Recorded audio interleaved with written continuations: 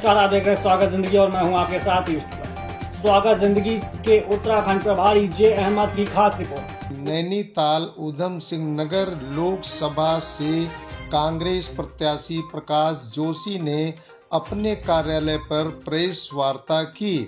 वर्तमान सांसद अजय भट्ट पर 8 बिंदुओं पर सीधे सवाल किया। ये जो 8 सवाल हैं ये जनता पूछ रही है। जनता के सवालों को हमने आपके माध्यम से माननीय सांसद जी से पूछा है और ये 8 के 8 सवाल सड़क और नाली बनाने के सवाल नहीं है। ये वो नीतिगत सवाल है जो एक जनप्रतिनिधि को, एक सांसद को पूछे जाने चाहिए, जिसके लिए वो सीधे तौर पे जिम्मेदार है। अगर 5 सीटें किसके वजह से छोड़ दी हाईकमान में, स्टार प्रचारक गायब हैं, कैसे भाजपा का मुकाबला करेंगे, क्या रणनीति है? नहीं, मतलब क्या भारतीय जनता पार्टी, आप इससे ये समझिए ना कि चुनाव किस दिशा में जा रहा है। कांग्रेस पार्टी 5 सीटों को जीतने के लिए इतनी कंफर्टेबल लग रही है।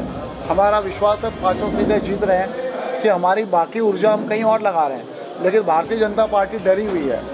हर सीट पर 4-4, 5-5 स्टार प्रचारक भेज रही है। इससे साबित होता है कि हम 5 सीटें हम जीत रहे हैं और वो हार रहे हैं। भाजपा आखिर क्यों इतनी आपको इस तरह की वो 400 का नारा जो दे रही है? हाँ, नारा, ये अच्छा सवाल है। तो भारतीय जनता पार्टी ने, ये सिर्फ नारा ही है एक्चुअली, और हम नहीं कह रहे हैं। ये अमित शाह जी ने भी एक इंटरव्यू में कहा था, ये सब जुमले होते हैं, नारे होते हैं, इसका कोई मतलब नहीं है। पश्चिम बंगाल में चुनाव हुआ तो क्या नारा था? अब की बार 200 पार, आधे पे भी नहीं अटके। कर्नाटक में था चुनाव तो क्या नारा था? अब की बार फिर 200 पार, 150 पार, फिर आधे में भी नहीं आए। तो नारा है। हाँ, ये नारा क्यों लगा रहे हैं उसका कारण मैं आपको बताता हूँ।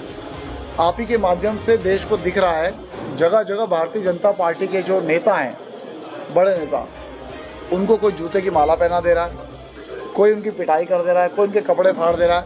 अब कार्यकर्ताओं का मनोबल न गिरे, इसलिए बड़े नेताओं को ये कहना पड़ रहा है आपकी बार 400 पार, 400 पार, ताकि उनका मनोबल न गिरे। अभी देखा होगा आपने, हरियाणा में एक प्रत्याशी जो तय हो गया था उसको भगा दिया गया।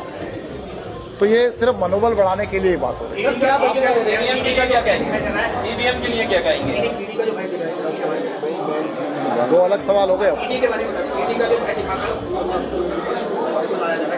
भाजपा के 3 हथियार हैं, 3 हथियार। सबसे पहले डीडी मतलब उसका फुल फॉर्म है डिमांड ड्राफ्ट, मतलब यानी खरीद लो। जिसको खरीदा जा सकता उसे खरीद लो, जो खरीदा ना जाए उसकी सीडी, जैसे कि थोड़ी देर पहले बात हो रही थी, ठीक है। तीसरा, अगर कोई उससे भी ना भी घबराए तो ईडी।